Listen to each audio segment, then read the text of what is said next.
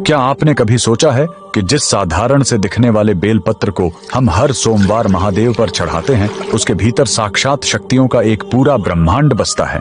आखिर एक बेल के पत्तों में ऐसा क्या है कि उसे चढ़ाते ही महादेव का रौद्र रूप शांत हो जाता है? स्कंद पुराण में छिपा है वो रहस्य जो बताता है कि बेलपत्र कोई साधारण वनस्पति नहीं, बल्कि माता पार्वती के पसीने की बूंदों से जन्मा एक दिव्य कवच है। वीडियो के अंत तक बने रहना, क्योंकि आखिरी हिस्सा आपको बताएगा कि बेलपत्र के 3 पत्ते असल में किन 3 महाशक्तियों का प्रतीक है। इस अलौकिक गाथा का आरंभ होता है मंदराचल पर्वत से, जहां माता पार्वती कठिन तपस्या में लीन थीं। तप की अग्नि इतनी प्रचंड थी कि उनके मस्तक से पसीने की कुछ बूंदें धरती की कोख में जा गिरी। उन्हीं दिव्य बूंदों के अंश से एक अद्भुत वृक्ष उत्पन्न हुआ, जिसे स्वयं माता पार्वती ने बिल्व वृक्ष का नाम दिया। लेकिन रुकिए, इस वृक्ष की असल शक्ति इसके बाहरी रूप में नहीं, बल्कि इसके कण कण में बसे देवत्व में है। स्कंद पुराण के अनुसार बेल वृक्ष की जड़ों में स्वयं माता गिरिजा और राधा रानी का वास है। इसके तने में देवी महेश्वरी निवास करती हैं, तो इसकी शाखाओं में दक्षायणी की शक्ति बहती है।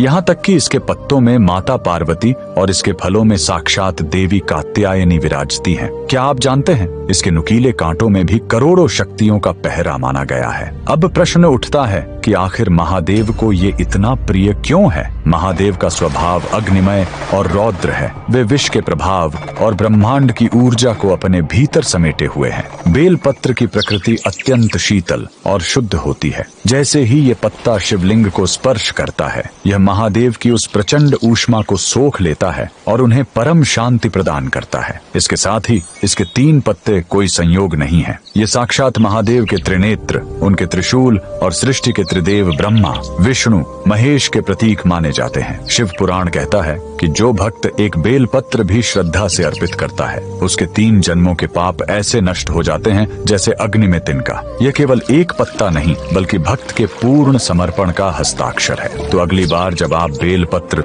तोड़े या चढ़ाएं, तो याद रखें, आप प्रकृति का एक अंश नहीं, बल्कि साक्षात शक्ति का स्वरूप महादेव को सौंप रहे हैं। अगर आप भी महादेव की इस दिव्य शीतलता के भक्त हैं, तो कमेंट्स में हर हर महादेव जरूर लिखें।